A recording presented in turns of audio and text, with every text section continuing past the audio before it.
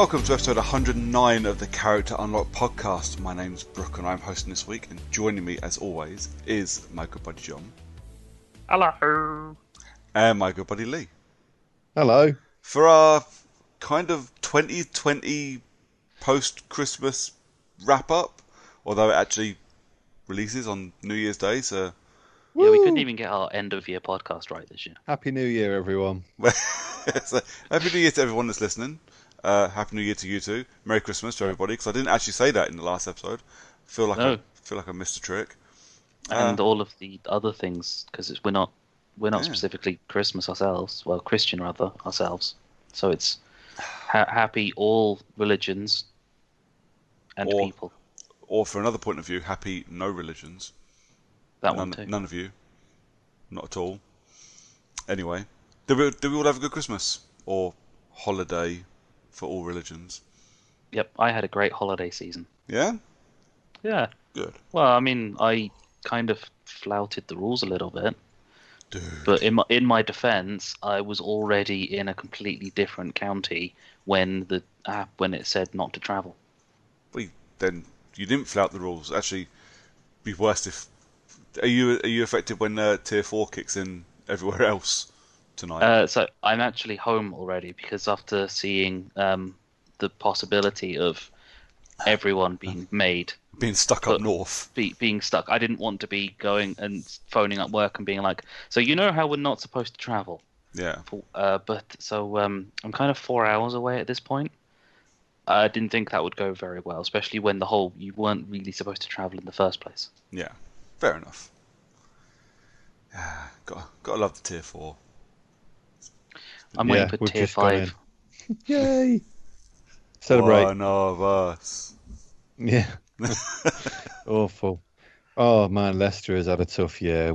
I think Leicester's been in lockdown the longest. It's really tough. Well, you were the first guys to get the proper localized lockdowns as well. Yeah, it really sucks, man. It's been really shit. Quiet this year. It has been a an absolute bollocks 2020. And I can't wait to move into 2021 when it's going to be pretty much more of the same. Yeah, except this time we'll have a vaccine for a virus that we've already mutated away from. Yeah, the vaccine still works. It'll be fine. Yeah, it does. It just transmits quicker. Yeah. But that's not. Yeah. That's to be expected, isn't it? That's how life forms react. That's how it evolves. That's how humans work. Yeah, that's how every animal. Life form, living thing works. It evolves into, to kill people better. Yeah. Everything works except when it doesn't. Exactly. Yeah, 100%. So, shall we talk about something that isn't like depressing post-Christmas COVID stuff? Yeah, let's do it. Boys, let's bring some New Year cheer. So we're gonna go through our lists for the year. And the upcoming year, and just generally have a chat about the year we've had, because it has been a year, but we've got some games played. So I'll start with one of my favourite parts of this year, and that was our co-op challenge that we put together this time last year. So it was one of us every month would choose a game that at least the three of us would play together, and we got some fucking there were some left field choices in there as well. Let me just get my list up. Although, have I got up? I have Worms. We had Worms at one point. Yeah, we did. And it wasn't that new Rampage version either. It was the old version, the new old version. New old new. And obviously we did some Shadow Warrior. We did some Titanfall. We managed to get 9 or 10 people together 2 nights in a row to play some Among Us, which was kind of cool. Yeah, we had 9 2 nights in a row. Was it 9 or was it 8 2 nights? But we had 10 for the first night. It was 10 and then 8, I think. Yeah. I don't think we ended up with the full 9. I think we couldn't get someone else back as well as Dunny, the twat. But it was a good way to spend the year, and more importantly, I think for me, it was a good way to A, find time to play with you guys, and B, play some games that I might not necessarily have played. I definitely wouldn't have necessarily played. Looking at some of the games Yeah. on this fucking list. Yeah, I'm looking at them through as well, and I'm just thinking, wow, I really wish I'd never ever played that. I'll let you guess which one that one was. That would be Doom. Yeah, pretty much. So let's start with that then. So we got to look at it. What was our favourite choice for the co-op challenge this year? Let's go, John. Okay, so it's honestly it was a toss-up between Among Us and Rocket League, because Rocket League was a shitload of fun just to play with you guys, like just in general, playing with people that you're, well, just having fun with. Yeah, so it was. Yeah, I'm gonna have to go with Rocket League, to be honest. It's a good shout. Rocket League's one of them games. It doesn't matter how shit you are at it, and I am pretty shit at it. It's still always a buttload of fun. Yeah, I loved it too. I mean, and I especially loved it because we've got quite a few other friends popping in and out as well. And 2020 was the first year that I played Rocket League, and it was mostly because of this challenge. So I was really chuffed about that. And hopefully, I keep forgetting to sort of drop the message out to people and say, let's go play. But, if I remember now, I shall start doing that again. Try and get a few people together. I best get that enhanced, or whatever the fuck they're calling it on XS. I best get that installed on my consoles, then, hadn't I? Yeah, it's optimized on XS. Neat. Mine's so yeah, I'd my like to go back to that. That was high on my list. Something pipped it to the post, but it was definitely second or third, possibly. But do tell, what pipped it to the post? Shadow Warrior 2 was my winner. Yeah, see, that was high on my list. So just so fucking funny. I just got the jokes, man. Just fucking so funny in it. And plus, because of that, I carried on and I finished the game on my own, and then I played it again on my own. I think because I went through it almost twice, and then I went and bought the first one, even though I'd already got it, and played through the first one as well. Yeah, so, see, I did something similar. Right? I played OG Shadow Warrior, and then I played Shadow Warrior Remake, and then I finished Shadow Warrior 2. I didn't really enjoy OG Shadow Warrior. It was really shit and pretty fucking racist. But the remake was okay, and number 2 was excellent. I really enjoyed number 2, and I never would have fucking played that. 2 was a winner, definitely. A game is really good when you go out of your way to play it, when you don't have to, and then go and buy other versions of it, and then get really upset when you discover that the third game in the series is going to probably be PC only, because it's still unconfirmed for console, even though it comes out next month. Console. It'll be out for Devolver wouldn't take them wouldn't cut their arm off like that. There would be a lot of people looking to spend a bit of money. Well, maybe not a lot. I think it would be worth their while to do, because their games they make and publish their games quite cheap usually from all accounts. So I think it will be on console. Well, worst comes to worst, I lent a friend my PS4 for a few months this year, so I'm going to borrow his gaming PC. Nice. He's got a laptop, I think, if I remember, so it shouldn't be too hard to scalp that off him for a couple of weeks. Nice. I mean, I'm slowly investing in probably building a new rig, so if you want my laptop, it is of gaming quality. I can't come out of my tier 4 area, bro. It won't be. I mean, it's going to be like earliest April anyway. Yeah, I'll try and find a way to play a laptop that's good enough to do Skype calls as well. Well, that's true.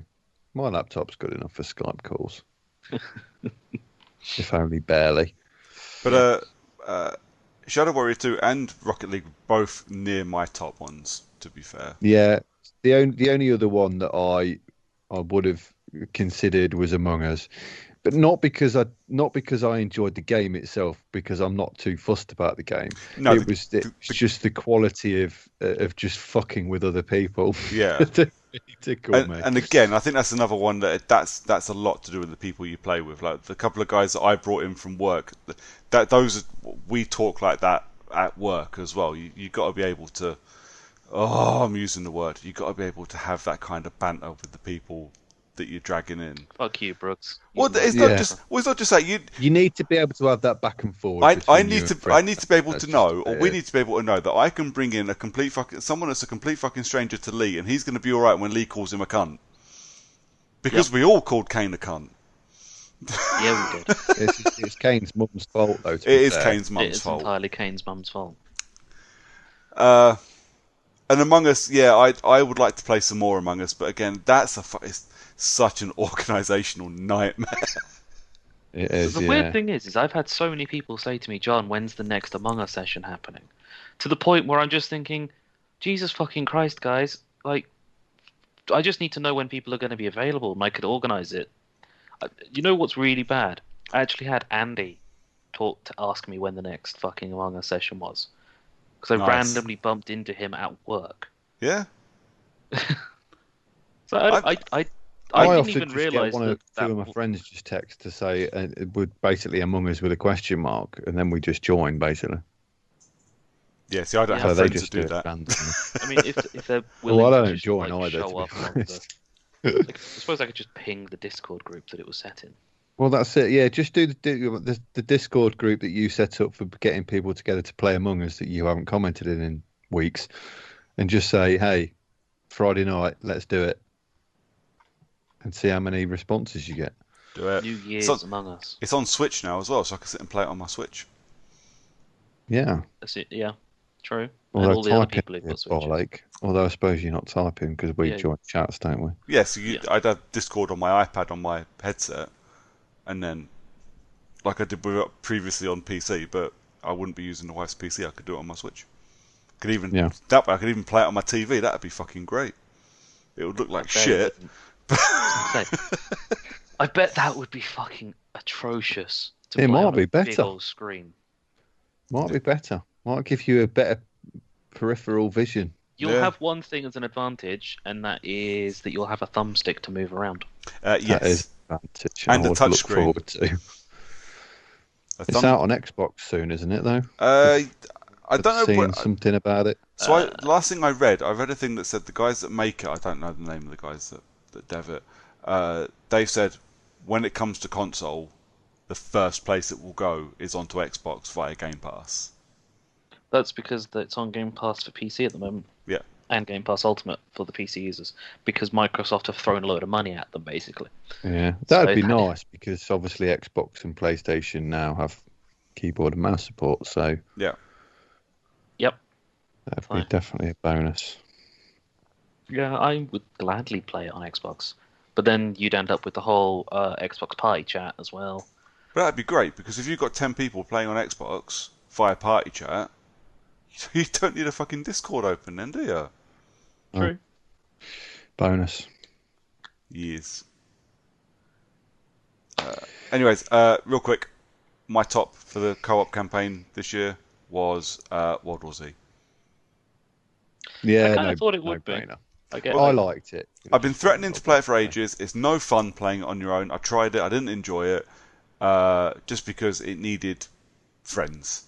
It needs at least one other person. Yeah, not in a Destiny, you need friends for this to be fun kind of way, but in a... You need friends, otherwise you're going to fucking get killed. Well, yeah. Well, we had two. We all had two friends in there at least, didn't we? And then we had that one weird, strange extra guy. Yeah. Fucking moron. But it was fun. It was it was a fun action horror thing. I really liked it. It was a shitload of fun to play. And yeah, like Rocket League and Among Us. Yeah, that so much was a close, top 5. It was a good. Apart from a couple, I think it was a good selection of games we played this year. Agreed. Yeah, 100%. Moving on, real quick. So we're going to do something a bit different. So usually we would do this alternating, but we're going to try it a different way this time. So first off, we're going to cover our bottom 2 games. So the 2 worst games of the year for us. Obviously, this is all just fucking opinion, because I am definitely going to say something that puts me very squarely in the minority of people, and it might piss somebody off. But this is just us, and bit like those dickheads who say awful shit on Twitter and then go, "This is just my personal opinion, nothing to do with the people I work for. Fuck you. This is my personal opinion." John, what was your 2 worst games of 2020?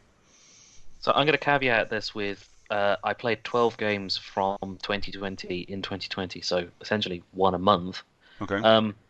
Good maths. Which I know, quick as well. So overall, my top and bottom plus everything else makes up 9 of those. So I'm not going to mention. There's 3 games I'm just not going to mention at all. But it feels bad to label either of these as bottom 2, just because they shouldn't necessarily be bottom. But I've got Golf with Your Friends. Golf with Your Friends. That game was such shit. I forgot that was a thing this year. It promised so little and delivered even less. It promised nothing, and it was worse than shit. Yeah. It was... Holy crap. It was... The weird thing is that when you played with enough of your friends, it was more about yelling abuse at your friends than actually trying to beat them at the game. There was no benefit to actually being good at the game or bad at the game. It was just turned into a slagging match. And the physics on the game was quite poor, which is strange considering it's made by Team 17, the guys who made the amazing physics engine that you see in Worms. So yeah, and my other bottom game is actually going to be Call of Duty Black Ops Cold War. Really? Yes, and it's nothing on the campaign. Absolutely nothing wrong with the campaign, but the multiplayer is so disastrous that I would rather play literally any other game because it just isn't fun Golf with to play it. Would you rather play Golf with Friends? Actually, I tell you what, I would rather play Golf with Your Friends than the multiplayer to Black Ops Cold War. Wow, that is bad. I mean, to be fair, I don't play Call of Duty multiplayer. I spent 70 quid on my Call of Duty to play a 6-hour campaign. Yeah. Literally, nothing wrong with the campaign. No issues whatsoever there. But when your multiplayer is so bad, you've completely fucked off a whole load of it. The Modern Warfare servers are more active than the Cold War servers. That does not surprise me, not even a little bit. I would like to see Modern Warfare get an enhanced for Series X thing so I can reinstall it and replay it, because I actually really enjoyed Modern Warfare. Yeah. Fair enough. That's my bottom 2. Lee. Yeah. Hello. So we were talking before we started recording, and all of us have issues with these lists, and I think we do every year, don't we? Sometimes there's not always a bottom 2. Sometimes there's a top 312. It's just a fucking pain in the ass. So that's the caveat. Lee, what's your bottom 2 of the year? Thanks. Okay.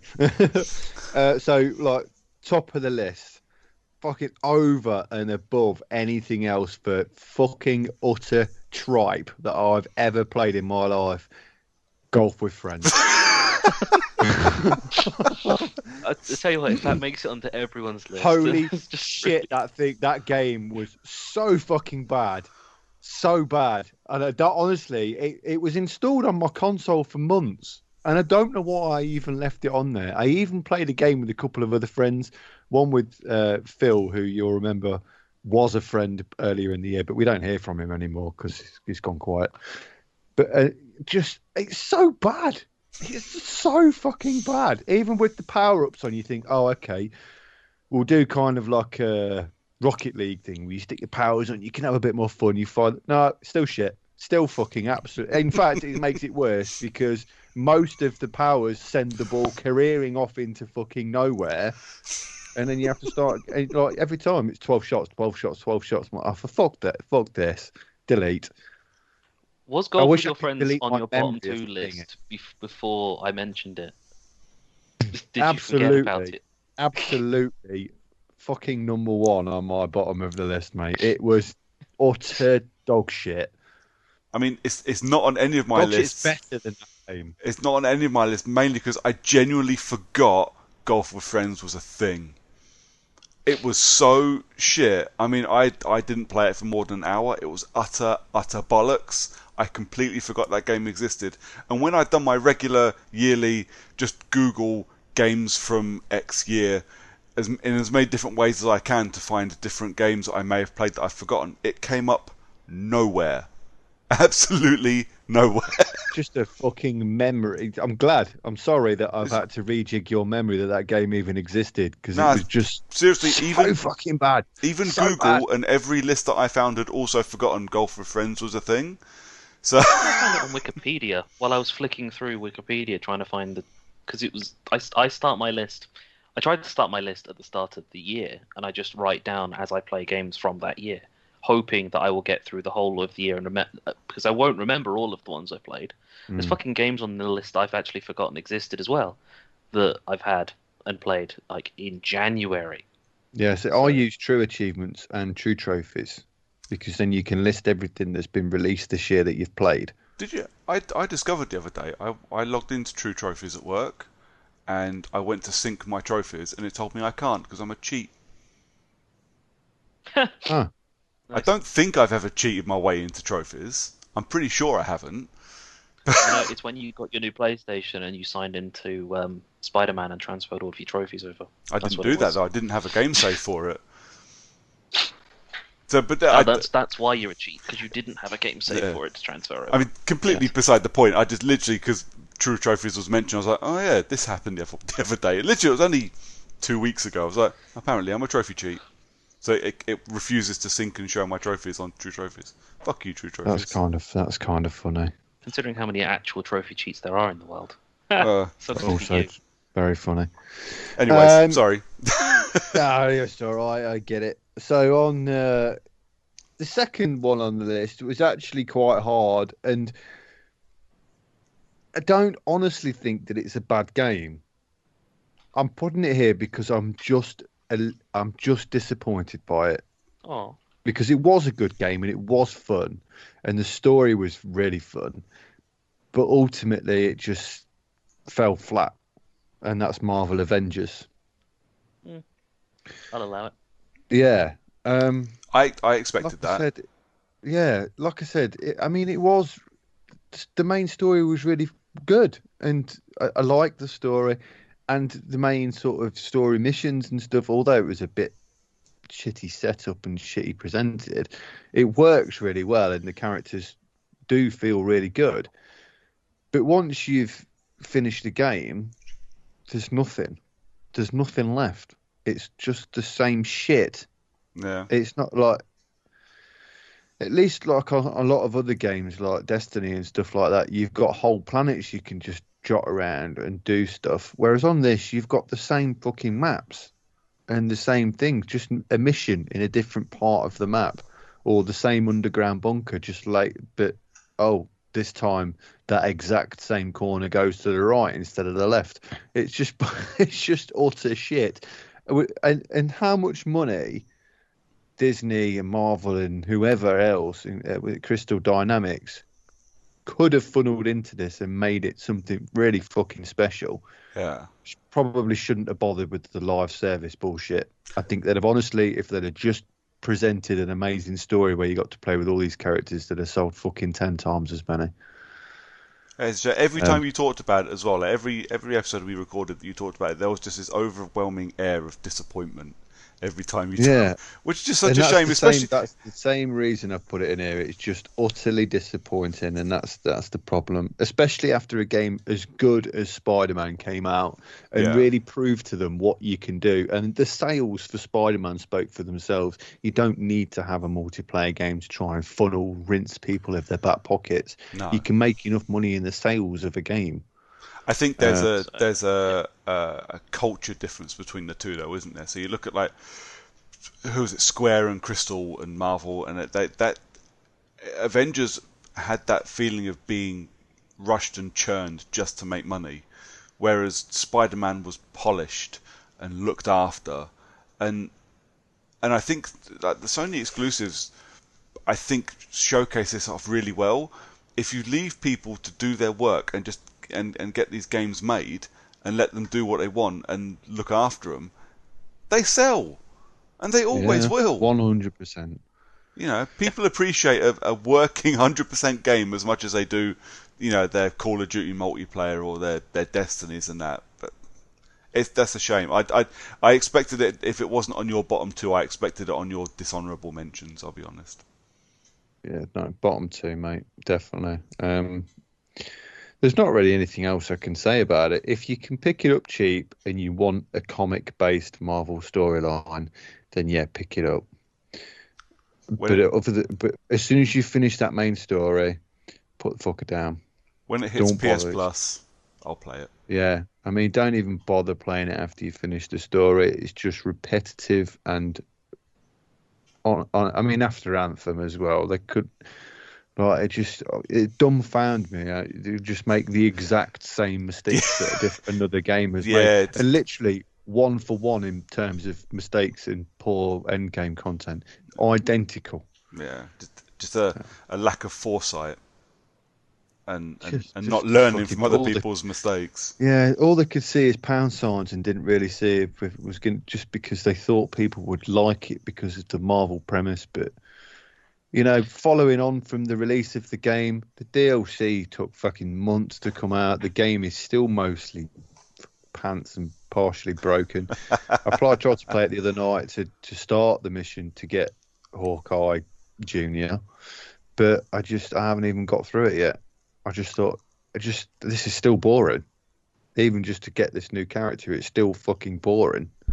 So, I don't know. Maybe I'll go through and finish the DLC at some point, but I'm certainly not in a rush. No, I don't blame you. I'll quickly run through mine then, because I've only really got one. I've played a few bad games, but nothing really that sticks out for me, apart from really one, and that's Watch Dogs Legion. Watch Dogs Legion is the most broken game I played in quite a long time. You know, big bugs, save crashing, game constantly falling over. Fuck that game. 100% fuck that game. And even when it was playing, it was just so fucking bland and vanilla and just nothing going on. And a story that you can't get involved in. I said this at the time on the episode when I semi-reviewed it. You can't get involved in the story because the story's happening to a million different NPCs. It's not something you can. It's not a good story to get involved with. It's just wank. The whole game. Yeah, and plus 1,000,001 different interpretations of a North London accent. Oh. Didn't help. No, fuck. Oh, fucking arseholes.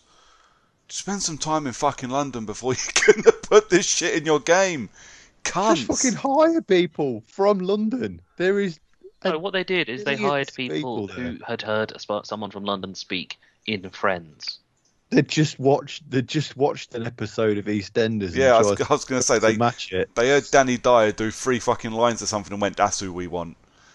We want 1,000,001 NPCs that all sound like Danny Dyer." Fuckers. Yeah, terrible game. I'll give it a wide berth until such a time when I think I'm ready for another open game, and then I might have a. I mean, I own it, and I'm waiting to play it at some point in the future. It's got DLC coming, but the DLC and the multiplayer portion, all of that, Ubi have delayed it all so they can fix the game. I mean, that tells you everything I think you need to know about the quality of Watch Dogs. Same as Avengers. So same as Avengers, same as Cyberpunk, same as all these fucking games that they're coming out broken, they're coming out not finished, just rushed out for fucking bucks, and it drives me up the wall. I will go back to Legion when it's got some DLC and I see more than 3 people tell me actually it seems to be working now and it's probably worth your time. Because apparently story-wise there's only about 20 hours worth of story. I could have bashed that out in a couple of weeks. The last 8 months I've gotten so much extra game time because, you know, that Maya doesn't want to sit in front of the TV all day or all evening because of things like lockdown and that. So she'll go to bed early or she'll sit and read a book or whatever, and I'll be able to switch off and play my games. It's been great. I've had so much. I could have fucking done 20 hours of the Watch Dogs, with very little effort. But no. Instead, I played for 20 plus hours and I only got 6 hours in because of fucking saves. Anyway, moving on. I don't really have a second worst game of the year. I do have a most disappointing game of the year. And this is disappointing for me personally because I know I wasn't funking when I went in to play it, but the game itself made me funk a bit. I just didn't. It didn't get me. It didn't grab hold of me. It didn't keep me invested. And that's Ghost of Tsushima. And I know that's going to be a really unpopular opinion because our 3 listeners are now no longer here. Well, the thing is, by all accounts, a lot of people really love it. A lot of people are really enjoying it, and I don't. And that's great. I say this all the time. If you are enjoying it, all power to you. I said this with Lee when he was playing Odyssey. You're getting something out of it I couldn't get. Sue fucking perb. It makes the money spent on it worth spending if someone can enjoy it. Thankfully, my copy of Ghost of Tsushima was essentially free. I bought it with points made from game from all my crazy purchases at the beginning of lockdown. But it didn't grab me. The main character didn't do anything for me.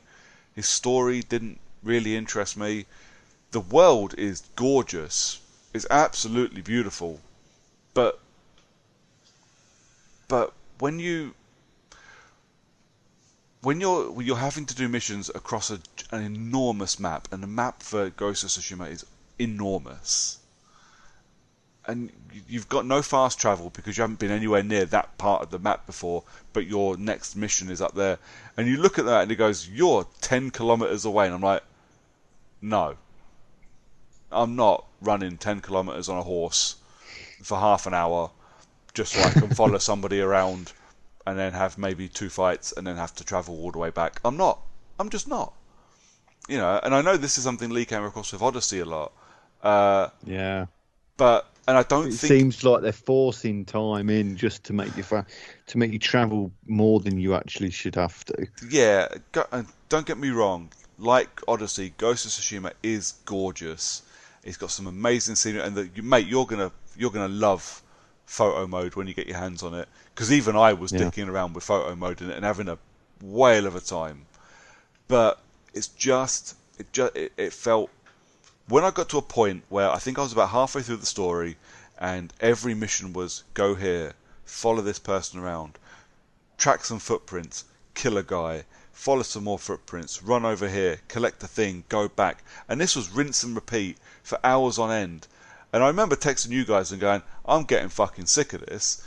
I need something interesting. And then I went to the next mission and it done exactly the same. And literally within 15 minutes I've texted you guys going, I'm done. I'm just can't fucking deal with it. I should have bought it off you, to be fair. I mean, to be fair, I did offer to just send it up to you so you could... I didn't fucking want it. But, shit happens. It's when you get hold of it, like Odyssey, you might get more out of it than me. And clearly a lot of people have gotten more out of it. It will come up again in a little while. But I was excited for it. I wish Sucker Punch had just made another Infamous game, frankly. Yep. Yeah, I would agree with that at the moment until I've played it. I'm hoping that they're going to announce that they're doing that next, but we'll see. Yeah, because they've done their. I don't think they've done the enhancements for PS5 for Ghost of Tsushima yet, but they have done a couple of added extra bits, and I think they've just put New Game Plus into it and a challenge mode, so it's like a co-op or multiplayer mode or something. I don't know. I lost track. But yeah, I want more Infamous. I think Infamous works better for the way they make games. But again, it's just me. Shall we do... What do you want to do? Do you want to do the dishonourable mentions? And then move on to the good stuff?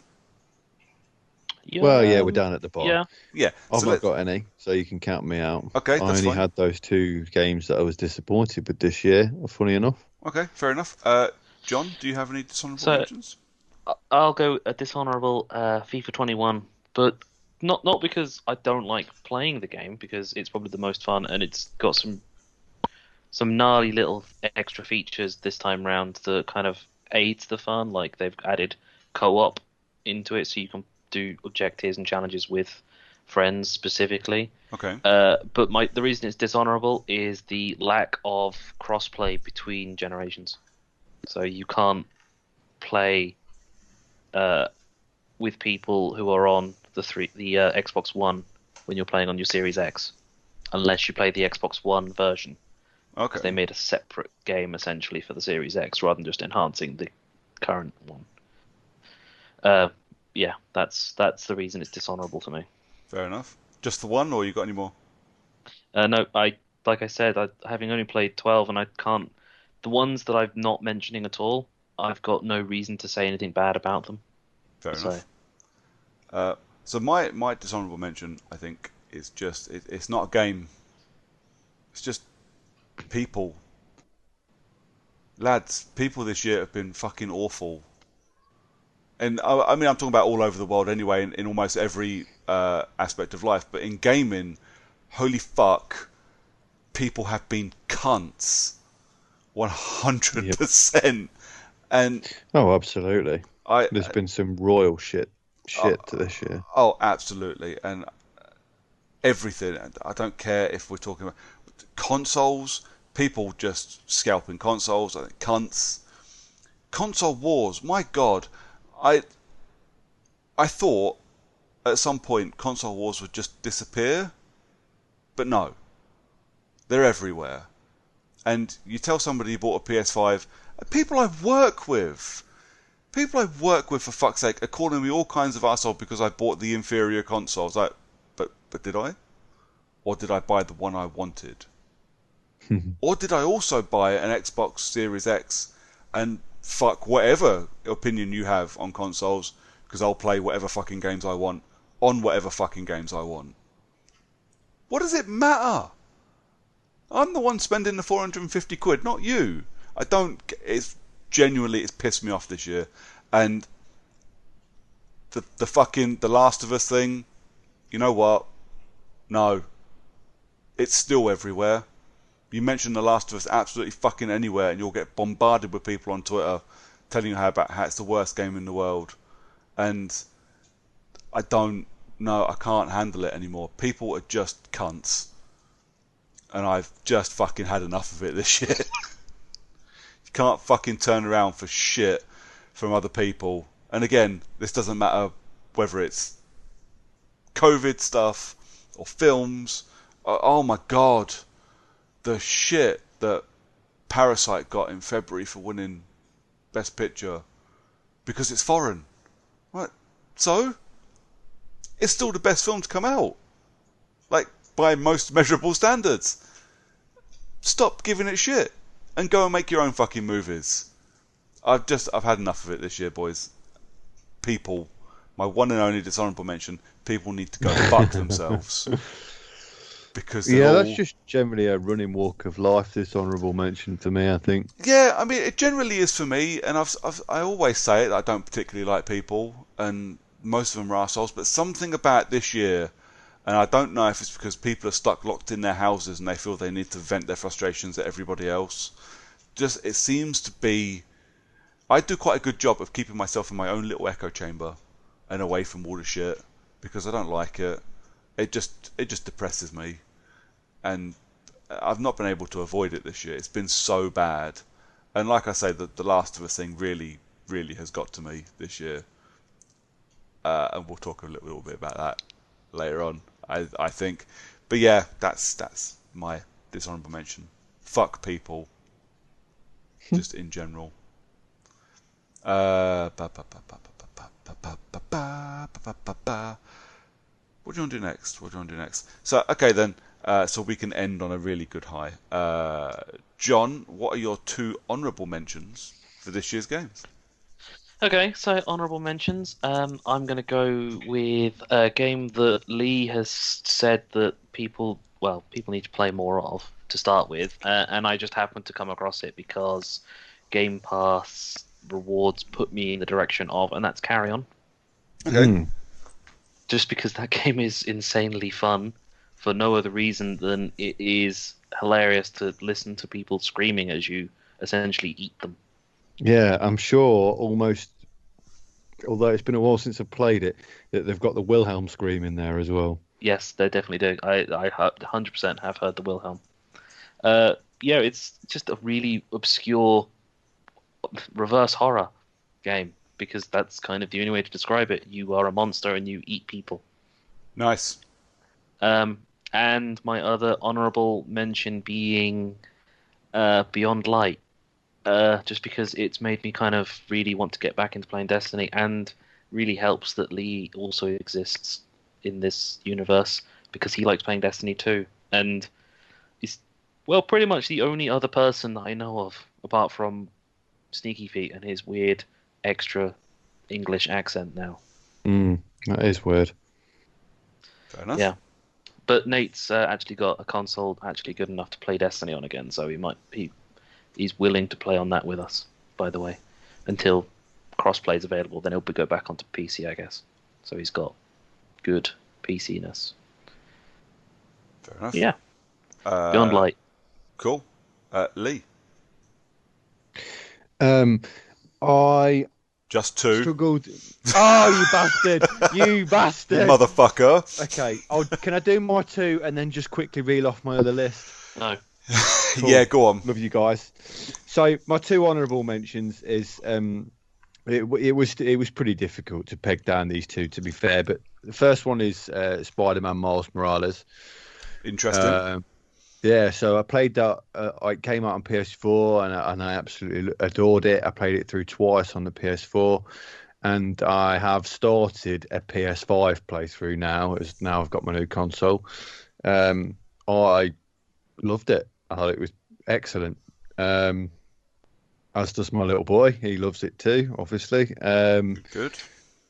Yeah, I've not really got any complaints about anything in that game other than the fact that it was slightly too short. I'd have preferred it to be longer, but I know that it was supposed to be sort of a tack on, kind of not quite a full game, but obviously still full game price. Yeah.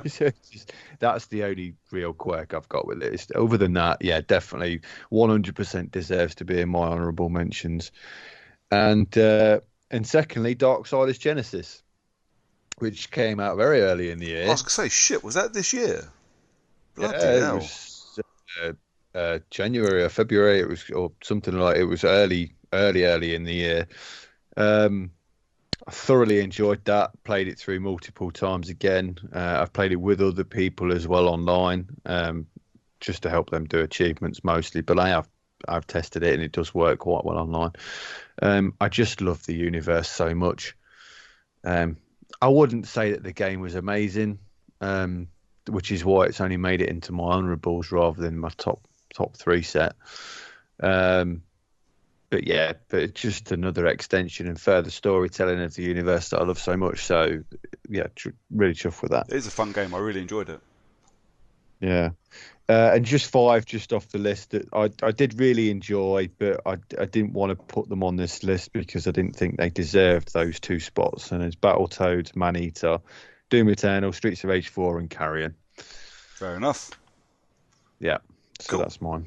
So, I mean, I'll quickly just... So my two honourable mentions are The Shady Part of Me, which is a linear 2D side-scrolling puzzle thing. It was announced and released at the Video Game Awards a couple of weeks ago. I bought it, I played it, it's fucking great. It's not particularly difficult, as puzzle platformers go.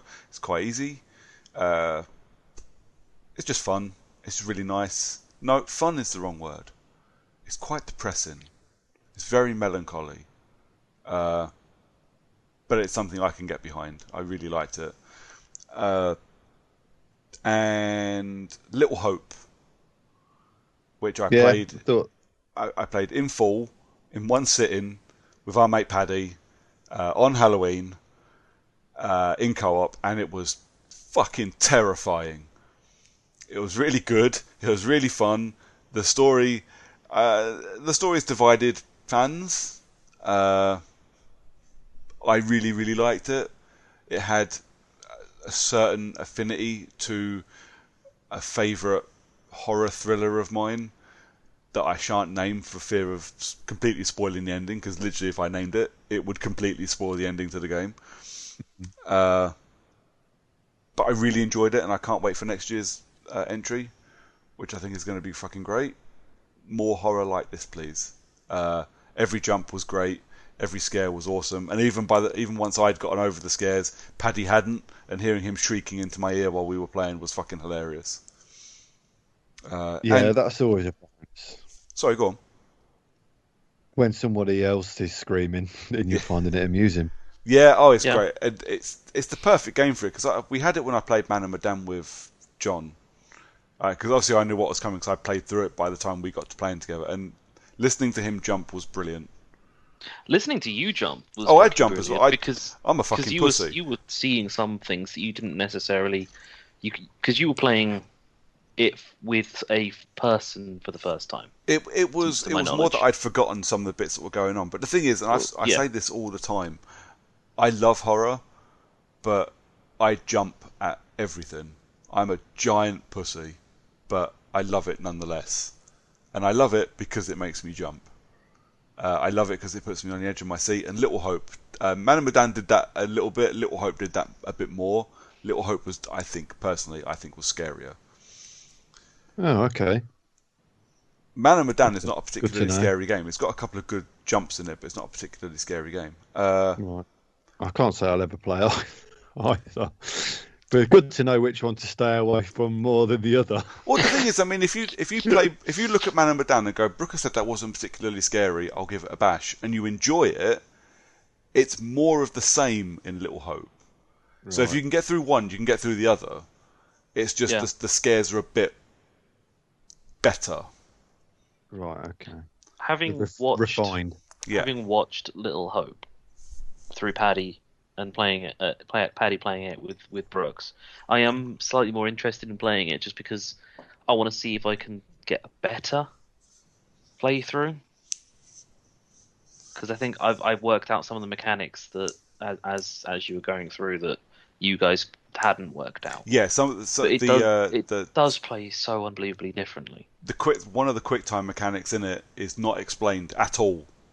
And it took both me and Paddy until about the halfway point of the game to figure out what the fuck we was actually supposed to do with it. Which meant we lost people, but I don't know how that would change the ending. That's all I'll say. Because I know you've seen the ending, but obviously some people haven't. I don't know how it would change the ending. What the games that didn't make it onto the bottom, onto my honourable mentions: Streets of Rage 4, Resident Evil 3 remake, Fall Guys. You know, there are a few. Fall Guys I really liked. Cold War I thought was fun. Astro's Playroom was a fucking buttload of fun. I really enjoyed Astro's Playroom. Yeah, I liked it. It was a good game. Yeah, them's my honourable mentions. The big ones then.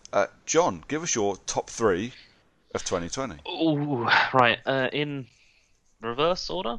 From 3 to 1, yeah. Yeah, 3 to order. Like Top of the Pops. So my number 3 game is Dragon Ball Z Kakarot. So it's not a game that was even remotely close to my radar until EGX. Remember back when we could actually do things like that? Yeah, I remember you playing it. I played it on a whim because it was next to the queue we were going for. No, we were walking in through it, and Lee wanted to give it a second bash. Lee wanted to stand there and pretend to pre-order it so he could get a T-shirt. That's the one, probably. No. So basically, I had to show him my pre-order from Amazon. Yeah. Yes. And he gave me a T-shirt, and I went back to about 3 different people and got 3 T-shirts. And didn't you send me back with your phone?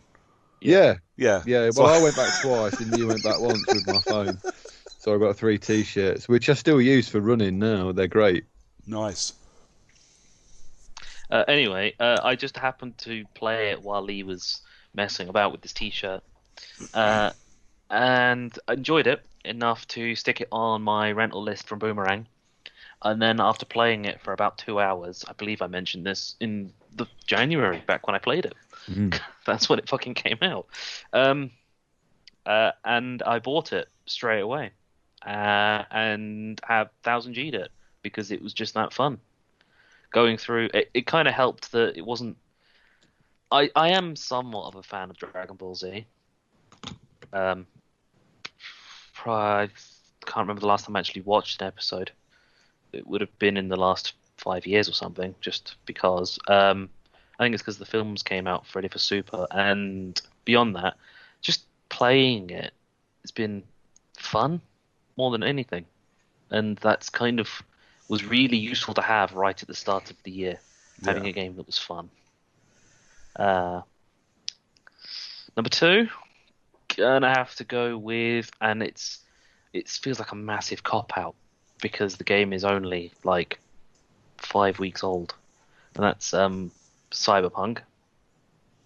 And Well, it's my not really a cop out if you like it and enjoy yeah, it. that's the thing is that as broken, and I mean it's not that broken for me because I'm playing on fresh, brand new, high end console. But as flawed as the game is, and overall just how the minor issues that you get that for some reason have made it game breaking enough for people to demand refunds and then try and keep playing the game despite asking for a refund, morons.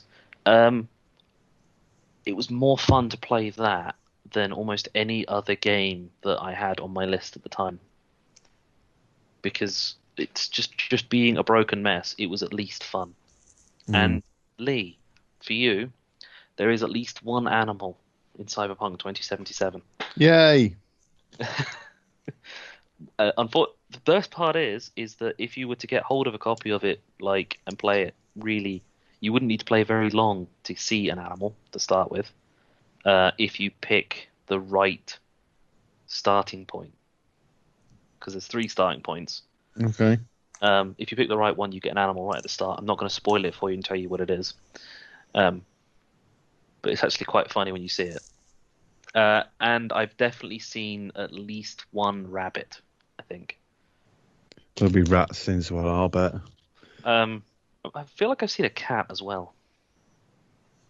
Mm. Cats are pets, so it's not classed as wildlife, bro. Well, no, this is set in, 2077, where they probably don't have pets at all. Well, Either I'm way, not. So I'm not. Obviously, I'm not picking at straws with it. I just nah, generally domestic stuff. I you don't put try in. to avoid domestic animals. Got it. So, yeah. Well, technically, the first Noted. animal that you see is a pet, but it's we kind of think more wildlife based on the fact that it's set in a future where they don't really exist. That animal. Okay. Either way, yeah, Cyberpunk 2077, broken as it was, more fun than Is any it other game. still as bad as it was? I do want to play Look, it. I do want to get to it at some point. you have a PS5, you have a Series X, you will have zero issues playing the game. I'm just. I just like to get. I like them to get things cleaned up a bit first. Plus, It's I've not just come out of a game that took me 109 hours, so I'm certainly not in a rush to get into another one of a significant length. so I Um, don't I it, I- it's not been artificially lengthened by forcing you to travel ridiculous distances. I will say that. I'm trying to avoid talking about it too much because I still haven't technically finished the main story. Um, on the grounds that I was away for a good chunk of time recently since it got launched. Uh, but the fast travel is generous. You have to go to specific fast travel stations, but they are pretty conveniently placed around the entire map, and you don't need to use them to activate them, you just need to go near them. And you tend to go near most of them just by following the story from the start. Almost every main mission is near to a fast travel point. And the autosave feature on it is very generous. You get 9 autosave points, I I think. like it when they do that. So if you hit a moment and you think, oh shit, I need to ping back an autosave because whatever fucking reason, like you've killed someone you didn't really want to, or you were stealthing a mission because you can stealth a large chunk of it. You can also, if you play right, you can pacifist as well. I don't know whether anyone would, but I would. whenever you go to a stealth takedown, you get an option of kill or knock out, and you can also turn all of your guns into non-lethal weapons. So, yeah. And like I said, there are non-lethal melee weapons, although if you use one of them, you can remove people's heads. I say remove, it makes the head explode. It is a hammer, but it is non-lethal. Just don't hit them in the head with it, I guess. Like anything with a hammer, I guess. So yeah, blunt weapons are considered non-lethal. Just don't hit people in the head with a hammer. Yeah. So that's yeah, Cyberpunk, really, really fucking good game. Good enough that one of my friends asked me if he should play The Witcher after having finished Cyberpunk. And I gave the same advice I give to everyone: is if you've got the time and you've got the desire to play it, fucking try it. It's free on Game Pass. Yeah, absolutely. And it's much better than Assassin's Creed. Yeah. Okay. But it is because it's entirely fantasy set as opposed to attempted history that Assassin's Creed has fallen into now. It's not with everyone's idea, and the whole fantasy and monster stuff as opposed to real animals and killing lions and then riding lions and whatever other stuff you do with. So that's my two, and my top one is, and this is gonna be fucking hilarious for you guys, is actually Crusader Kings 3. Yeah. Fuck you. You knob.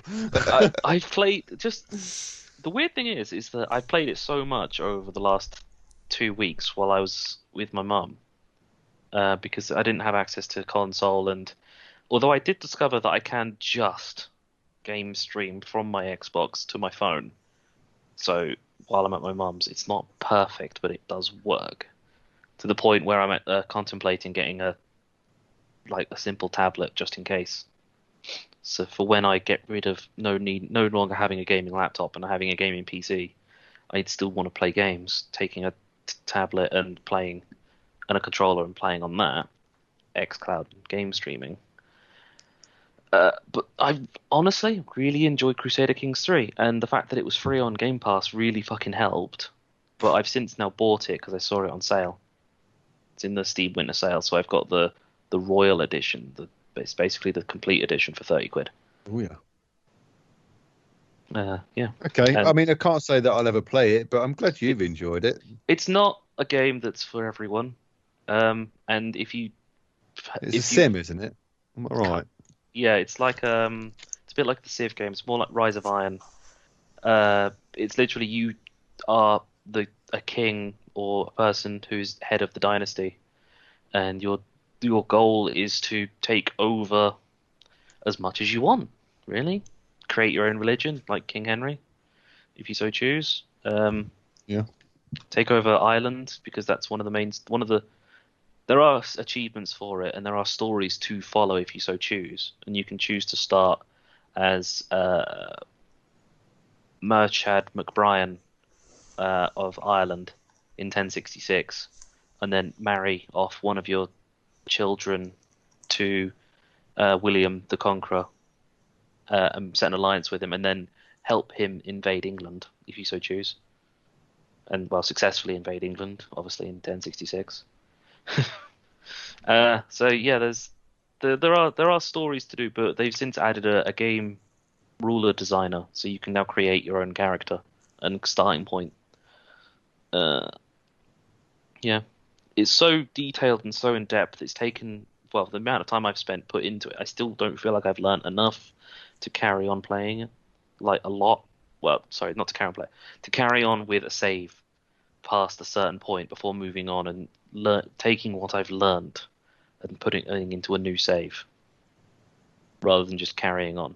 Yeah. Because I feel like the amount of time I've wasted playing onto it and not perfecting it feels a bit weird, and I keep wanting to start again, as opposed to just having my character die and move on with my player heir, son, daughter, whichever it happens to be, grandchild sometimes, because sometimes your character can live longer than your children. Usually, when you go to war with factions that are much stronger than you are by accident, and your children are the knights that you've got. That was a bad move, and That would do it, yeah. I lost 3 kids.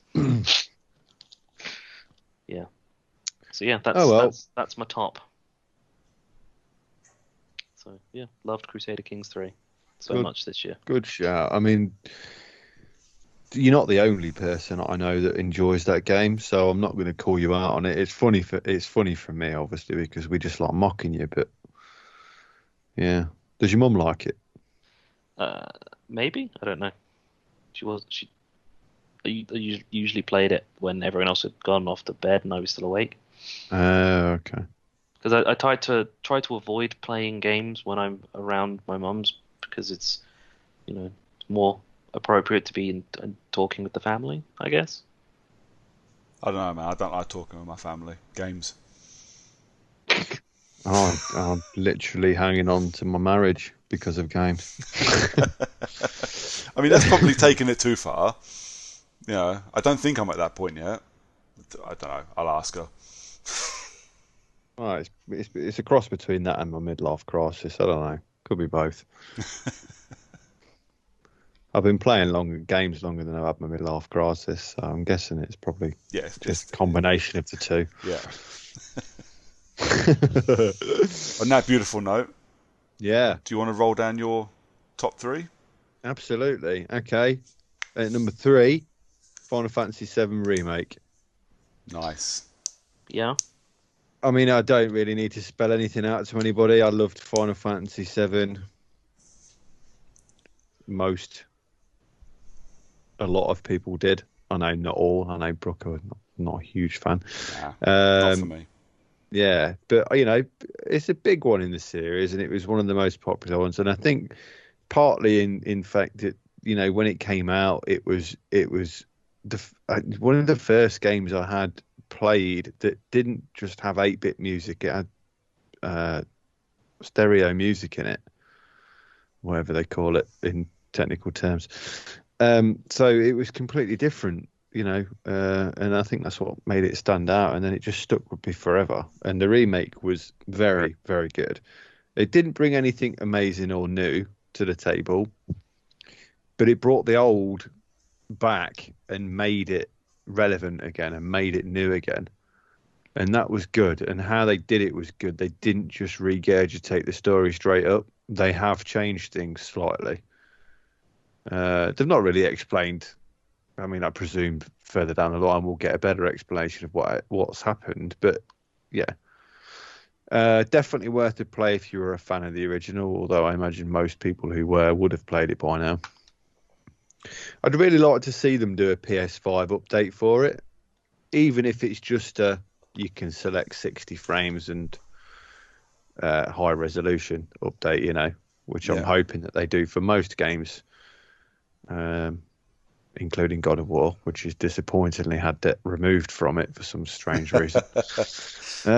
You'd like to think that if they want anyone that wants to keep their game relevant would be working on the PS5 the thing is when it came out, when God of War came out, this is the one that's irked me the worst. Is it had 60 frames and resolution mode on it? I remember. And then they removed it because the PS4 couldn't handle it. But now the PS5 could handle it, and they've not done it.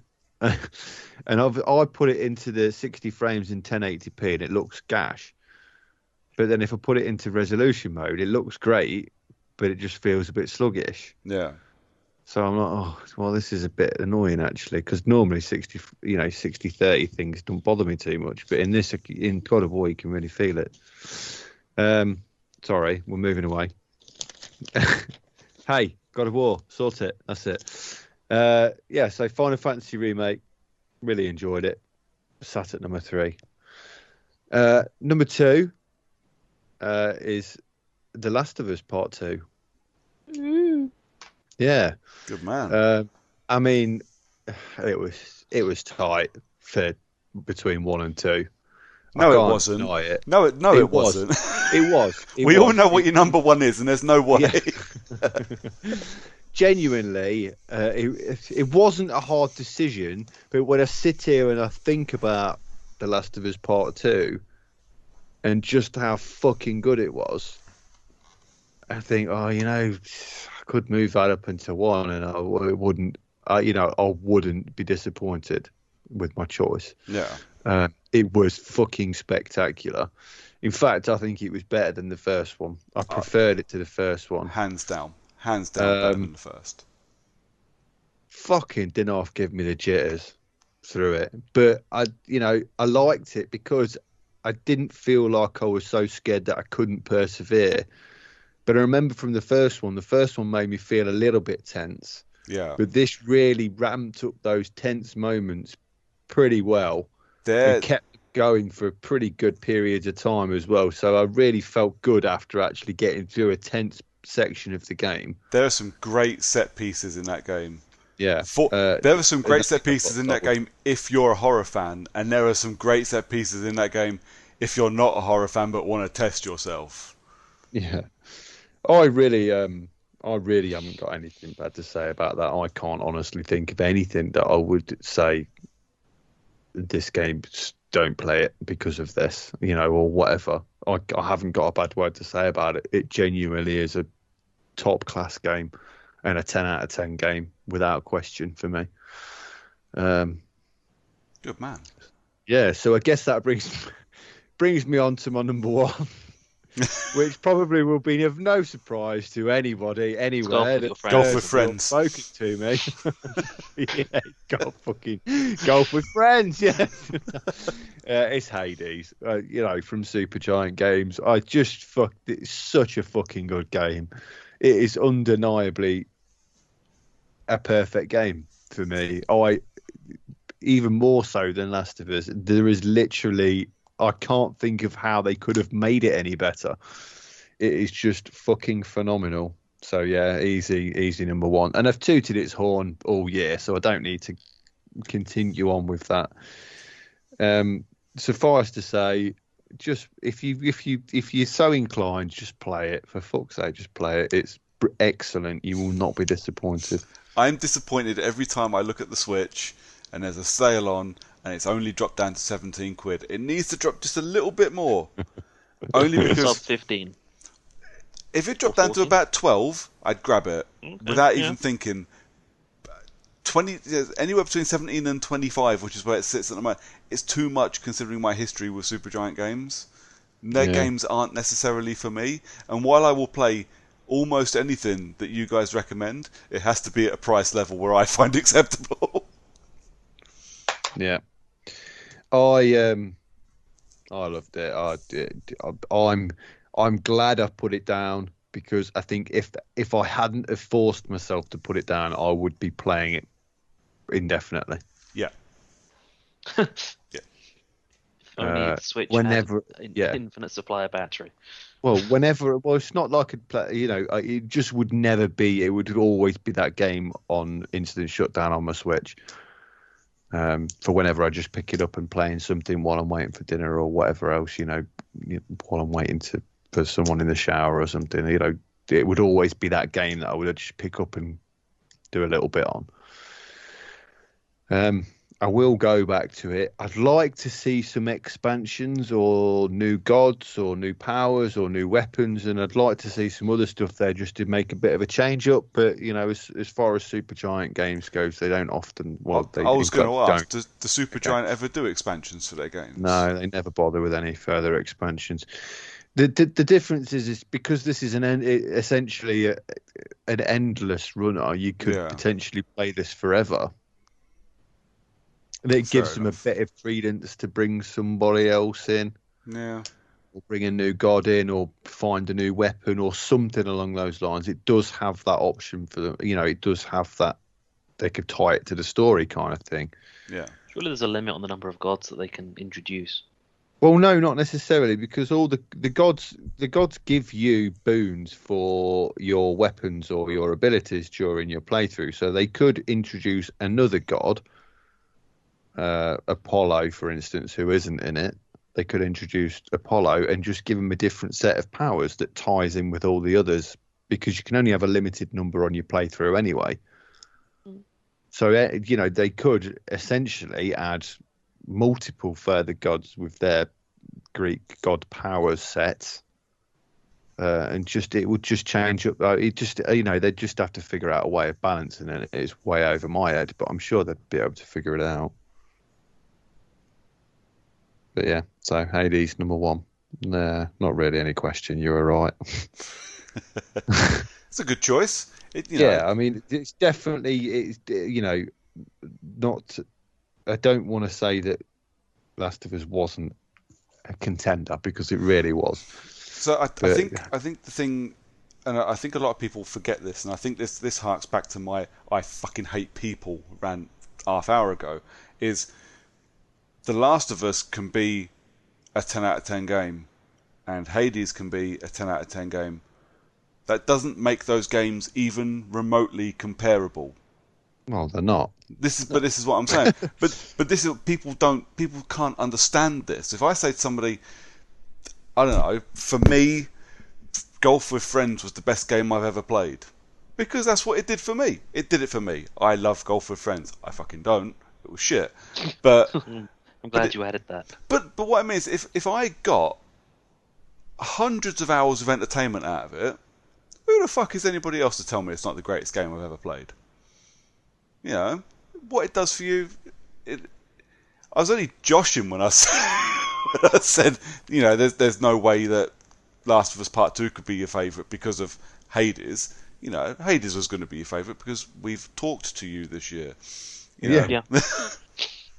Even if we hadn't, we'd still probably know. Yeah. It's just this osmosis. We would learn that you love Hades so much. I do love Hades so much. And you know what? And you know what's worse about my love for Hades was playing Assassin's Creed Odyssey, which is obviously also Greek god and Greek based in mythology, made me want to go and put Hades back on. That's when you know you've actually got a problem. Assassin's Creed did handle it really well, but when you meet certain characters, or you speak of or talk to certain characters, when you're getting an image of the character from Hades version, because you've not been presented with the Assassin's Creed version, or so on and so forth. Yeah. And you're imagining a little 2D cel-shaded version in the Assassin's Creed universe, kicking. It's quite funny. It's quite funny. But yeah, no question for me, Hades. So what about you, mate? So my 2 and 3 bounce around depending on how I feel at the time. So I'm still not sure about this. So I'm just going to call them fucking tied number 2. Both twos. Yeah. So my first one will be Doom Eternal. I fucking love Doom Eternal. Now, if you take away all the issues I had with the people that made it and their shitty fucking systems that trashed my save and stopped me from getting unlocks, etc., etc., etc., the actual game is fucking phenomenal. And it takes everything, not everything. It takes most of the good things from the 2016 Doom and turns them all up to 11. Now, that doesn't necessarily end well for everything. Like, the platforming was a bit fucking much. And at least one of the enemies, no. Two. One of the enemies, definitely no. At least 2 of the enemies broke your bit. So, Doom 2016 and Eternal to a point turned running around shooting things into a rhythm action level of shooting, like it with the music, that metal in the sound in the background, and just the way you can bounce around arenas, you can blow the living shit out of stuff, and you never stop moving, because if you stop moving, you're gonna fucking die. It literally, it would not be inappropriate to play it with a fucking Rock Band controller. You know, but there are a couple of enemies that break that quite badly, and when that happens, not only does the game become quite annoying, because it's not that these guys just break it, they break it to a point where the entire game grinds to a halt, so you can deal with one guy in the room. And from what I understand, in the DLC, there are sections with more than one of them in the room at the same fucking time, and those levels can fuck off. I am not playing those. I will go back to it and play it again when it gets its Xbox Series X enhancements, because I really do want to play it again. I want to play it. I want to give it a bit of time, and I want to play it untainted from all the shit I had with it when it came out in March, because it really did spoil the game for me for quite a long time, and I didn't think I was going to enjoy it when I finally sat down and played it. Thankfully I did, and for the most part I fucking loved it. I think that's why it sits in at number 3 in my bouncing between this and my next one. But Doom Eternal, it's gameplay wise, it held up to Doom 2016 mostly, held up to my expectations mostly, and I got to run around chainsawing demons. Who doesn't want to do that at the beginning of lockdown? Always want to do that. Yeah. Anyway. True. My number 2, I'm surprised this wasn't higher on your list. But not completely surprised, because you've played a lot of great games. Spider-Man Miles Morales is my number 2. It was my number 4. Technically. So I think I said this when I reviewed it on the podcast, after I played it on the PS5. I only played it on the PS5. It was my big PS5 game. I think it is. So I bought the full version that came with Spider-Man Remastered, and I played Spider-Man Remastered first and platinumed it. Really enjoyed it. Actually enjoyed it more this time around than I did the first time, where I got about 2/3 of the way through. I remember getting quite frustrated with it and a little bit bored, and just finished the story and moved on and never went back. Obviously with Remastered, I went back and I platinumed it in the space of like a week, which for me again is quite good. You know, it's not a long game to platinum, but it's more effort than I usually put into trophy chasing. So I then moved on to Miles Morales, and I think what elevates Miles Morales for me is the quality of life improvements over 2018 are just phenomenal. Every little tweak to the gameplay, I think, helps it. And then there's the real strong Infamous vibes that you get off of Miles himself with his electric power, which I thought was really cool. Mm-hmm. I love his character animations. The fucking gawky kid that doesn't know what he's doing, so when he's swinging around, he's kind of unsteady and looks like he's going to fall flat on his face. I thought they were great. It was brilliant just to watch, and you go, I don't know why I've spotted this. Obviously, it's front and center in my game for 10 hours or whatever. But when you spot it, you're like, oh yeah, because obviously he's the new kid and he's still learning, and it's kind of fun. The story I enjoyed. The length, I know the length bothered you, Lee. It didn't bother me at all. It didn't bother me as such. I just wished it was longer. See, I found myself wishing 2018 was shorter. So actually, when you had what basically played like expansion DLC, a bit like Infamous First Light, actually I found it to be a perfect length story-wise, because there were points in 2018 where you go, I feel like we're doing this open world thing where we're just dragging the story out. Like, you get the big reveal of who the big bad is in 2018, and then, oh look, he's not really the big bad, but he's going to come back anyway, and here's your big bad. And don't drag shit out, I can't be dealing with it. Miles Morales doesn't really do that. I found the story quite tight. we're back to the same conversation we have about any comic book stuff. I don't know if that's how it plays in the comics, because I don't read them. I don't watch animated series. I play games and watch films. That's what I do. If if it's like that in something else, I would have picked up on it. But I've never come across the Tinkerer. The Tinkerer? Tinkerer. Yeah, I've never come across the Tinkerer before. So not actually female in most of them. It's a little old guy in most dude. comics. Which obviously you can imagine caused a little bit of also fucking stupid controversy, but mostly only with silly comic fans. Oh, okay. It was always a little old guy, kind of. Oh. Yeah, just a little frail old man who used to just build shit for people. See, this is the thing. I didn't know that. I didn't. I don't spend any time in that kind of world anywhere. So if there was controversy, I didn't see it. I think I felt more connected to Miles Morales than I did to Peter Parker, which is weird because I'm not a black teenager. Well, Phineas Mason was in the MCU already. I don't know what that means. You may or may not know. Phineas is the Tinkerer. Okay. Finn, obviously in the game. The Tinkerer was in Spider-Man films, and he was the one that built all of the stuff for the Vulture. You know, the little guy with the goatee and the fat guy that kept fucking things up. He was Phineas Mason. I never would have made that connection ever. No, in of a course million not. years. No, I mean I know that because that's who he is. But typically, as an old guy as well. Yeah. For the most part, so yeah. Well, I've said this about the Marvel films since the Marvel films started being a thing, since the MCU was a thing, because everybody bitches and moans about something in every one of these films. I'm like, I don't give a fuck. I don't know these universes. I can just sit and enjoy my film.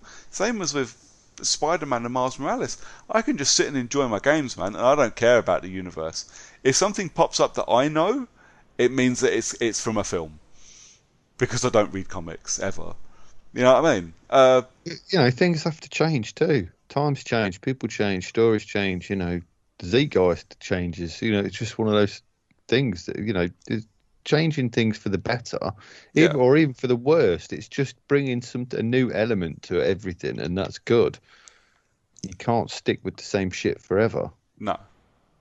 And then, so I had quite a few nights where I stayed up quite late playing Spider-Man games. So I've done remastered and then done Miles Morales, and I think this is like a running theme for my 2020 as well. So I stayed up. I finished the story for Miles Morales, and Maya had gone to bed. It must have been about somewhere between about 11 and midnight. I finished the story. I got through the post credits, and you get the after credits section. Well, you go back into the open world and you get a fresh mission appear, the postcards mission. Fuck, that ruined me. It was brilliant. I didn't expect it. I didn't know I was going to do it, and I was a wreck by the end of it, an absolute wreck. I'm sitting there fucking midnight in my living room.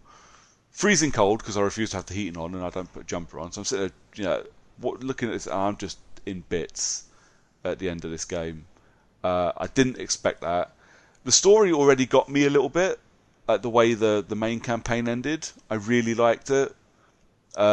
Pretty much everything from the second the last fight finishes through to when the credits hit, I thought it was a great sequence. Yeah. And then obviously you get that. I wasn't expecting that. It was far more emotional than I expected it to be. And this was, of course, after forgetting just how emotional the end of 2018 can be if you're not in the right mindset for it. Mm. But yeah, Miles Morales, probably my second favourite game this year. I think just Pip's Doom, because I just had a little more fun with it. But again, they're not comparable games, not even remotely. So putting Miles Morales in over Doom, I don't think takes anything away from Doom whatsoever. And surprising absolutely no one, my top game of the year is The Last of Us Part 2. What? Because, and I will fight anybody that says different, it is a perfect game. It's beautiful to look at. It's brilliant to play. It's emotionally, mentally draining. And I've said it time and time again. It's the first game that I have, while I'm playing it, audibly yelled at the game to please stop doing what it's doing. And it done that on more than one occasion. Had me holding my breath in fear. And I'm not talking about the scary horror elements to it. I thought the horror elements were great. I thought the new monsters were fucking brilliant. I jumped out of my skin on more than one occasion. I thought it was fucking brill. But the story itself, this whole revenge story that filters through.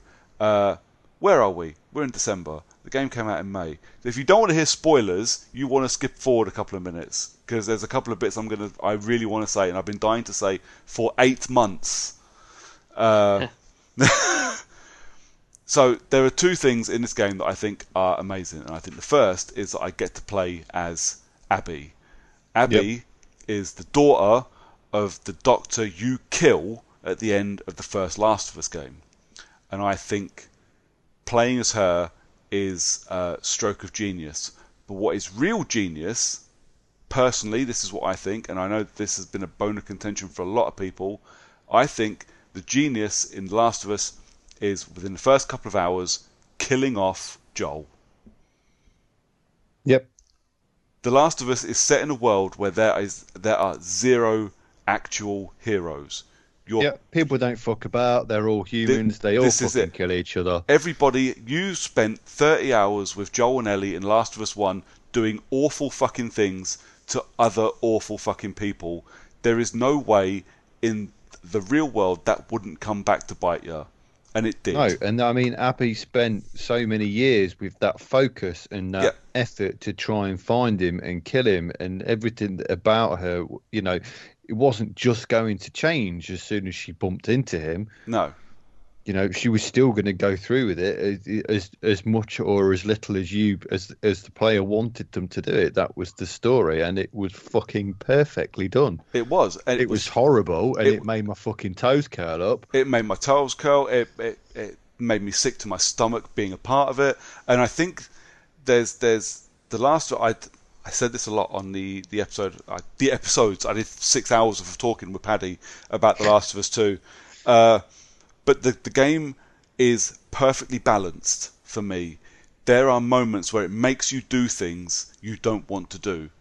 If you really don't want to do them, you can just turn the game off and never go back to it. But if you want to see the story through, you have to do some fucking awful things. Same as you did in the first one. Now, what it also does is it takes control away from you at the most important times. At the most important times, there is nothing you can do about Joel's death outside of sit and watch. There's fuck all you can do about it. It's happening. No matter what you think you can do, he's going to die. And this is something that has happened in horror films since people realised they can scare you with what they put on their film. The protagonists are killed because the protagonists are cunts. Joel is not a good guy. I don't care how much time you spent with him. And I didn't want him to die at all. I loved him in the first one, but he deserved everything that fucking happened to him. What I thought was brilliant was then playing as Abby in her redemption story. She then kind of became Joel in a way. And what I thought was genius about the entire game, and I'm going to keep saying genius about The Last of Us 2 because the entire game is genius, is it ultimately, after Abby has got her revenge, two things happen.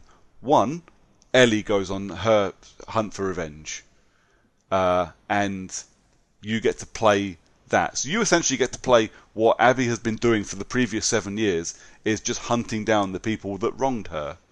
At the same time, Abby, who has already got her revenge, you get to play as her as well, who gets to sit and suffer in the fact that now she's got her revenge, it's made fuck all difference. It made no difference to her life, it made no difference to the world, everything is exactly the same. And by the time you get to the end of this game, 20, 30 hours later, just the pointlessness of revenge as a whole is just the most stomach churning thing they could have done in this game.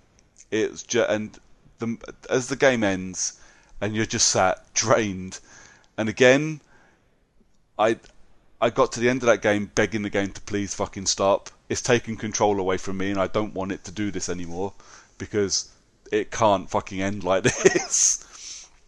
It's I was in tears at the end of it. I was again mentally drained, completely ruined. And what did I do? I started it straight back up again so I could do it all over again. The one and only game, no, not the one and only game, because I did it for Miles Morales as well, but for Miles Morales it was just to play the New Game Plus for 3 hours. The one and only game really this year that I picked up and started playing again the very second I'd finished it, because I couldn't not play it. I couldn't stop thinking about it for weeks. I lent it to a friend at work just so I could get it out of my house so I could play something else, because I was just going to keep playing it over and over again. Like my favourite films or my favourite books, I won't want to not play The Last of Us 2. Infinitely better than the first. Perfect end to The Last of Us story, hopefully. I don't want any more. I don't think my little heart can handle it. Perfect game. 10 out of 10 game. Perfect way to end the PlayStation 4 generation. There will be no beating The Last of Us, I don't think, for a long, long time for me. Gonna be tough. Pretty sure Definitely. That's all I've got to say. Yeah, I mean, I 100% agree with you. I loved it and I hated it. I hated the way it made me feel at times. Because that's what I hated. I hated the way that it forced me to do something that I really didn't want to do. And at one of those points, you'll probably know which one, I literally didn't do it. And I sat there waiting to hope that there was some sort of additional cutscene that would kick in after you left it for so long. I'm not kidding. I must have left it for 10, 20 minutes. I went for a fag, got a beer, came back, still waiting for me to press the button. And I was like, oh, you cunt. Yeah. Yeah. Because not long after that is one of the well, yeah, for the one I'm thinking of. Yeah. But there are a few moments that I genuinely winced, and I was scared that we were going to lose characters that I didn't really want to lose. And this is after losing, the big character at the beginning. I spent the entire game terrified of who I could lose next, because clearly in this world no one is fucking safe. Nope. But I will say I got to the end of the game, and if a better video game character comes along in the next 5 years than Abby, I will be very, very surprised. She's not a fun character to play. We're back to this. She's not necessarily comparable to other characters, but for me, she's one of the best characters.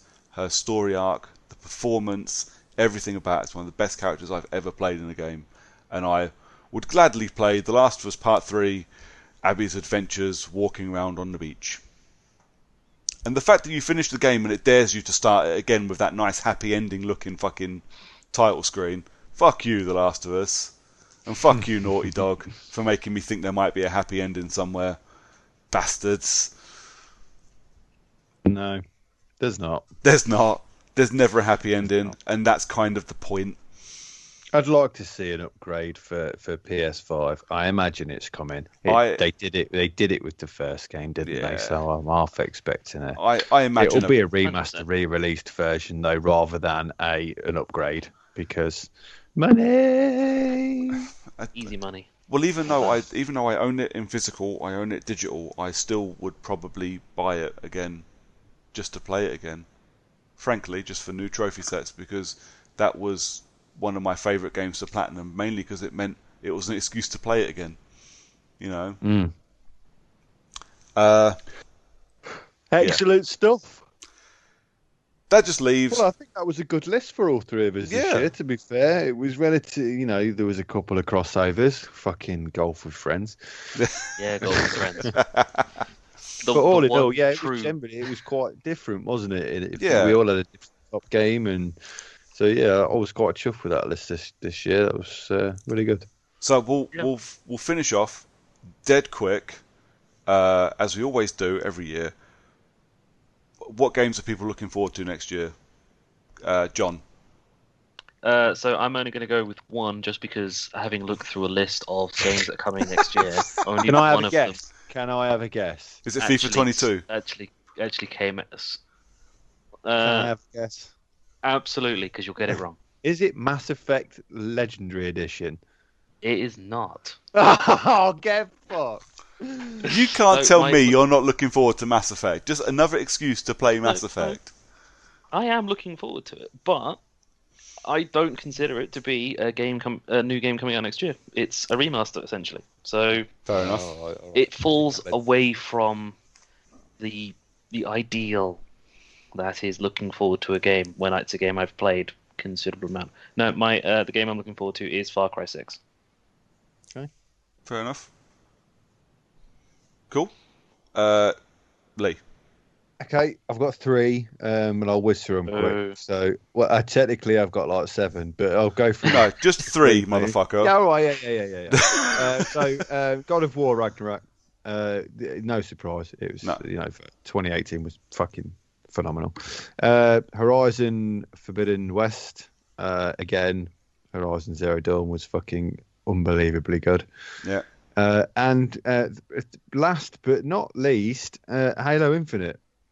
Because I know that the trailer, when it came out, should have been better. Yeah. It still looked like Halo, and it still looked like they'd done loads of cool stuff. So if they've got it to that point already, and they're postponing it for another year to do better shit to it, yeah, I'm hoping that that's going to come out and be fucking absolutely bum stomping. So fingers crossed. Nice. A couple of yours were on my list, but they've not got guaranteed 2021 releases. So I was like, that's fine. I can ignore those and move on to another 3. So none of my 3 are going to surprise any of you, I don't think. So we've got The Medium, which looks fucking awesome. Looks good and scary, and is going to be free on Game Pass. Preload it already. Yep, preloaded, ready to go. Cannot wait. 28th of January. Whoop. Deathloop. Yep. The new game from Arcane. That's all you got to say to me, and I'll buy it because it's Arcane. Guys that made Dishonored, they haven't let me down yet. Pre-ordered and prepaid for, and waiting to be installed, ready to go. And last but not least, Hitman 3. Comes out in 3 weeks. That is a surprise. I'm sure it is. Comes out in 3 weeks. I've got my holiday booked for it. Really, that soon? Yeah, 20th of January. Wow. Okay. Oh, excellent. Which is why I'm rushing through my Hitman 2 replay so I can get all my fucking unlocks. Wow. I didn't realise it was so early coming out. Yeah. Yeah, to be honest. me neither. That is early. Well, great. Good for you, bro. I'm well excited. It looks dope.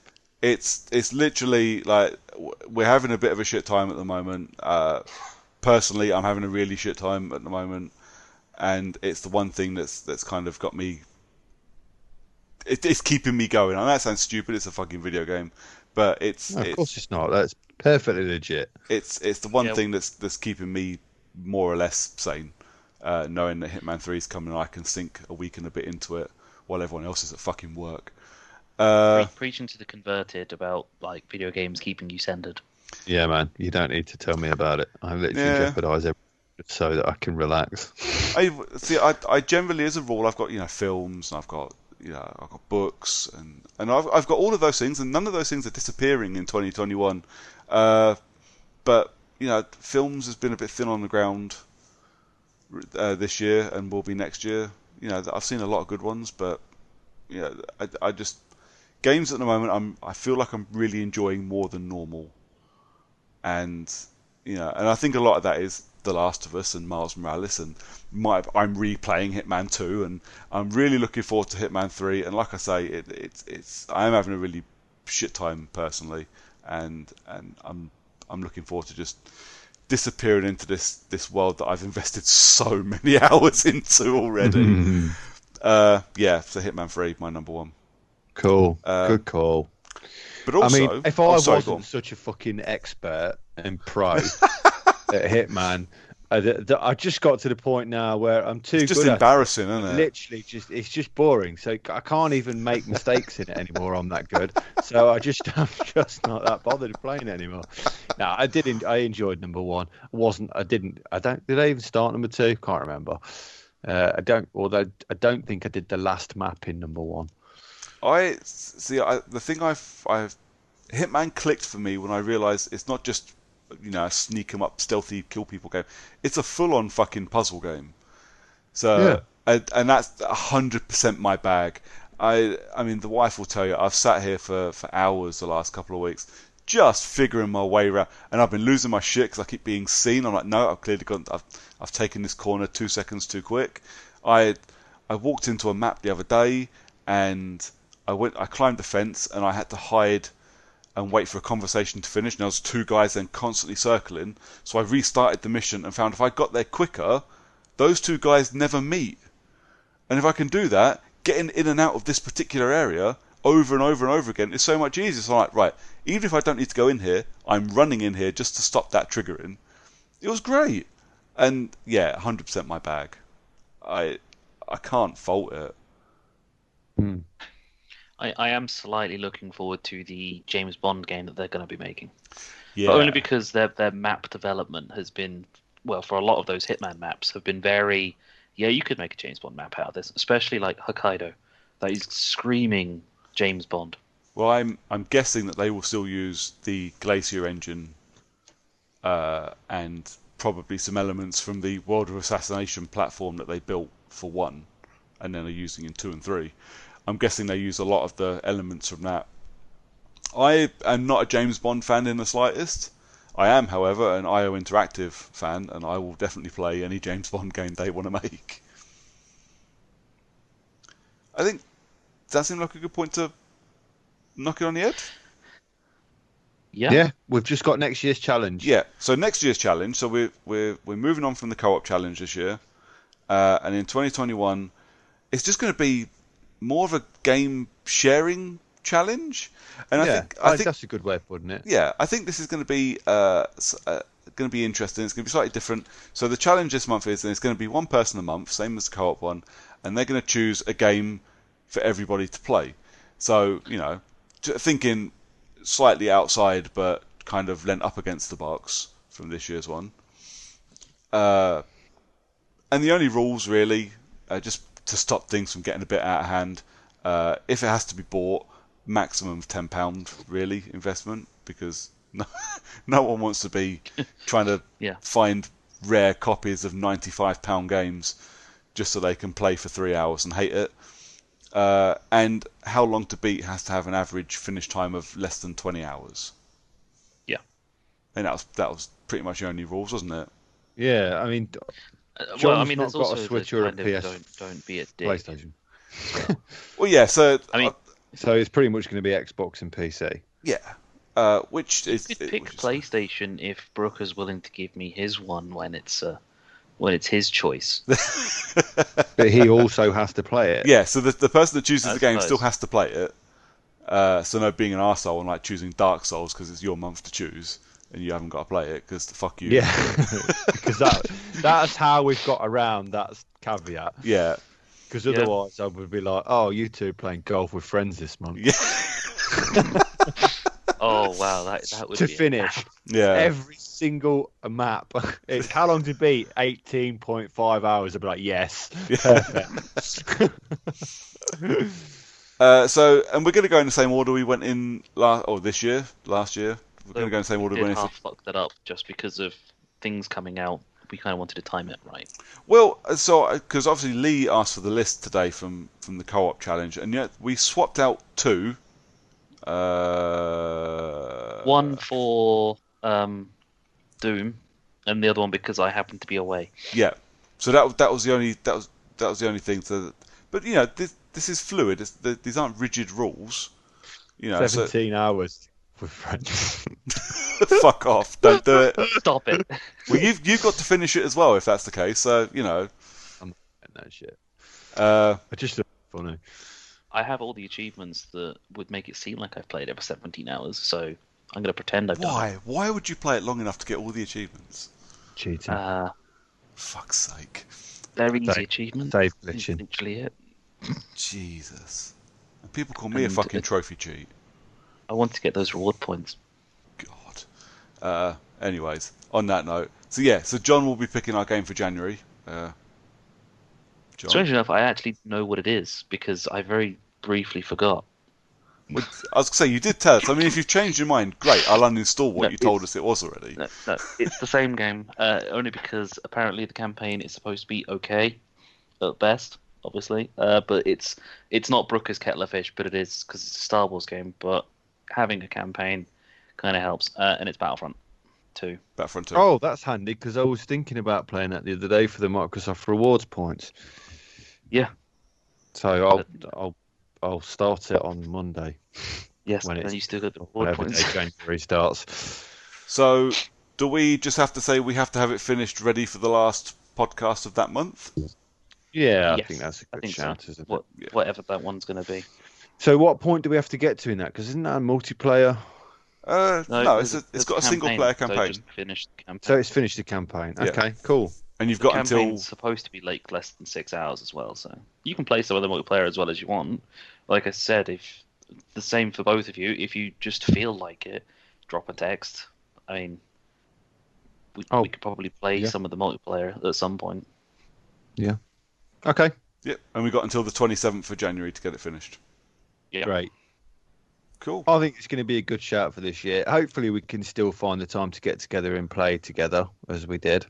Yeah, I Because think. did miss it, but at least we don't have to try and fucking scrape the barrel trying to find something to play or thinking of something to play when we can just play what the fuck we want. Yeah. It's So kind of nice too. I fully expect to see you trying to invade my game in Deathloop in May. Yeah, I can't wait for that, mate. That's gonna be great. I mean, I've not invaded you for over a year now. I know, it's been a while. Oh, I miss you guys. I really miss you guys. I miss everybody, to be fair. Yeah, When all this blows over and we're vaccinated, we need to go for a pint. 100%. Yeah. As soon as we drop the tiers down low enough for me to be able to leave my catchment area, Just leave. I will be coming down for something. Just walk out of Leicestershire. Technically, you're not allowed to go back once you're out Okay. because the tier doesn't let you back in. There we go. Okay. On that note, Yeah. Why John, are we doing that? do you remember how, John? Do you remember how you said we needed to get this done quick because you don't like lists? Yep. We're at an hour and 52 minutes. I know. So until But next time. at least we managed to keep the momentum going because True. of it. So where can people find you, mate? On Twitter, I am the John_CU, and Xbox Live, I'm Long Dong Silver. Cool. And Lee? I am Pyro Loveridge on most places and also Video Game Wildlife on Twitter. Yes. I think did I share the Twitter account? You sure did. Thank you very I did. much. No, it's all right. I really liked it. I love watching shit like that. We've had this conversation before. I don't spend enough time on photo mode, even though I wish I did. But yeah, there's some really cool shit on there. So if you're into video game wildlife or just really cool screenshots from video games. And I am Brooker411 on Twitter. I'm considering, like, now I've got 2 new consoles and it's time, and most of the games I'll be playing will be on PS5. And I don't really care about the issues with older games. I might look at changing my gamer tag. I'm a bit sick of it.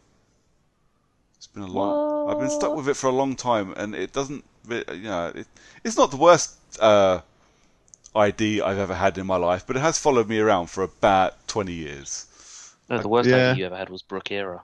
That was. Well, mine's Pyro Loveridge, and Phil's is Ice Bower. So why don't you go for one of the other elements? No. Lightning Brooker. Water Brooker. Thunder Brooker. That's better. No. Just because it runs better. Air Brooker. I'd quite happily go with just wind like trainers. I've got wind because I'm a Miller. So Yeah, wind sadly, I have to be Brooker. Windy Miller. Windy Miller. Good one. Do it. Windy Miller. I've been bitching for ages that the real name thing on PlayStation doesn't let me have just my first name or just have one name. So I'm like, I don't want to put Andrew Brooker because literally no one calls me that. Literally no one. Oh no, so it looks shit because especially now on the PS5 it has like a proper space in between, so it's definitely two words. So I just gonna put Mr. Brooker. I might see if I can change. Brooker. I might see if I can change my gamer tags and shit to just be like Mr. Brooker. Good call. Mr. Lightning Brooker. Yeah. Hurricane Brooker. Yeah, sure. Although Right. John's already got wind. Oh yeah. Yep. Well, doesn't he always? Miller. Yeah. Yeah. Uh, You can go with some form of earth. I think you should go with Dirty Brooker. Earthquake Brooker. Earthquake. Anyways, and you can follow us all or follow us as a team as the podcast. We are at Character Unlock on Instagram, on Facebook, and on Twitter. And of course, we'll be back in a couple of weeks. At which point it will be January, and all this will have blown over, won't it, lads? It's just a 2020 thing, isn't it? 2021 is going to be all good. Please let 2021 be all good. Yeah, everyone knows that everything's fixed. 2021. Yeah, so 13th of January is our next recording, so just before Hitman. Yay! Neat. Neat. All right, boys. So it just leaves us then to just say goodnight. So, and of course, yeah, thank you everybody who's listened to us this year, last year, all year, interacted with us and talked to us and played games with us, because there have been a few people obviously that play games with us. And yeah, here's hoping for more of it in 2021. So until then, boys, do you want to say goodnight? Good night, everyone. Happy New Year. Happy New Year, everyone, especially Paddy. Yeah. It is Paddy's birthday on New Year's Eve. So happy birthday, Oh, Paddy. Man, his parents did not plan that fucker out, did they? No, they did not. Yeah, so until next year, good night, boys. Good night, everyone. Happy New Year. Bye. Bye. Bye.